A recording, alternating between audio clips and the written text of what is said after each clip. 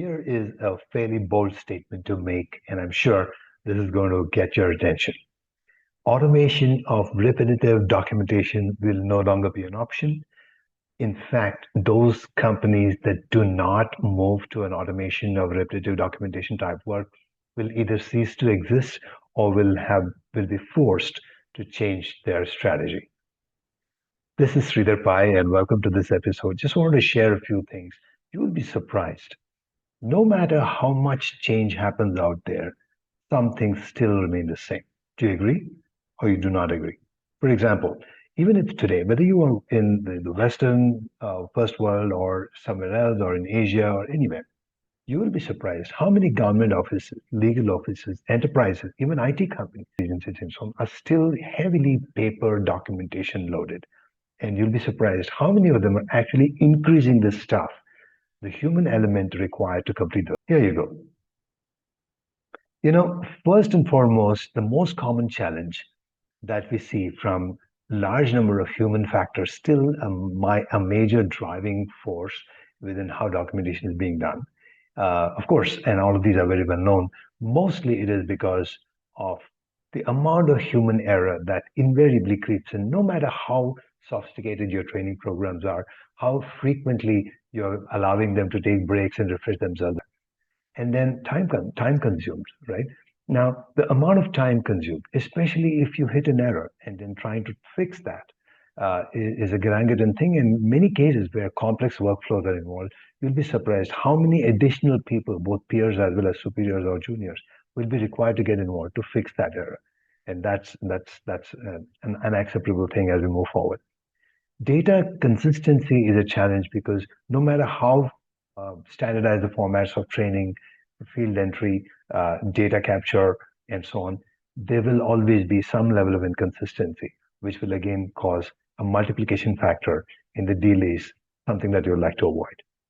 If you look at operational impacts of all of this, higher costs, obviously, because of the number of people involved, the different types of perks, mandatory days off, mandatory various employee benefits that need to be provided, all of which need to be considered as a normal enterprise would. Retrieval difficulties. If there is a bug and that bug has been identified to be, let's say, a few weeks old, months old, then you really have to go back, and there's a lot of retrieval related difficulty. It depends on the sophistication of the archival system and how quickly you can trace back that particular bug or error. And not to talk about fixing it, we're just talking about retrieving that particular buggy area. And scalability, of course, this is very well, especially if these large operations, let's say a large insurance company, for example, multi-country, multi-time zone, multiple cities in the same time zone, multiple cities in the same country, and different varied teams, all of these have limitations in terms of scalability. And as the volume increases, for example, if you're talking about, let's say, automotive insurance, how many millions of people would be requiring to get their automotive insurance done? And even if you automated the onboarding process, claims processes, and those kinds of things can become a challenge if you've not really done automation yet. So we'll get into more of that. So what does it look like? I mean, where are we going from here? For example, today in 2024, with 2 months to go for the year to end up, we're noticing that some level of advanced verification systems and so on are being. And in 2025, we're expecting that AI-driven algorithms will become fairly mainstream, standardized protocols, cloud-based solutions, and the level of deployment and in many cases of these solutions may actually become somewhat standardized by the end of the coming year. But going beyond that, I think it's going to become even more friendlier as we notice that human intervention will progressively start dropping. That's our observation, hopefully. And human intervention will start dropping, and it'll only be limited to very specialized, maybe random checks or verifications or fault detection, and maybe some sort of a supervisory type activity is where the human intervention will start happening. Other than that, it should be, to a large extent, AI and automation driven. Now, that is really where we see the future going. But the good thing is, we believe the future is actually already here. So with that, I'd like to quickly introduce Docmata.com. Docmata is a company that is specializing in enabling enterprises to unlock their business value by harnessing the intelligence, the gems of nuggets and intelligent information that's sitting inside those millions of documents, by creating an automated process to get there and bringing those insights out and creating the necessary end-to-end flow to ensuring business decisions are becoming more accurate and less dependent on tired and bored human beings. All right. So how do we do that? How does this company do that? So let's get to that. Just want to move one slide ahead. For example, today, if you look at what Docmata is doing, Docmata is already leveraging AI to automate document processing. And how is it done? The team has developed separate intelligence modules, both from pure AI perspective as well as from the collective experience of varied domains that this team has worked in, which brings together a significant richness in the solution. The optimized multi-domain experience actually brings to flavor in the solution, which is super fast.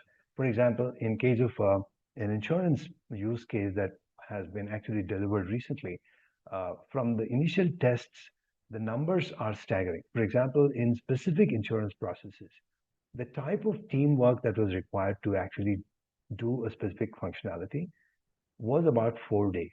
And thanks to this Docmata system, it has actually come down to about less than a minute.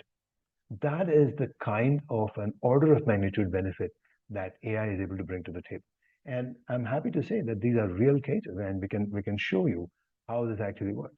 It also happens in the case of some finance companies where invoice discounting, bill discounting, sales order processing type activities have actually noticed a significant impact in both how the solution has been deployed with very little, where required, some level of customization may be required. It's not a 100% off the shelf solution at all.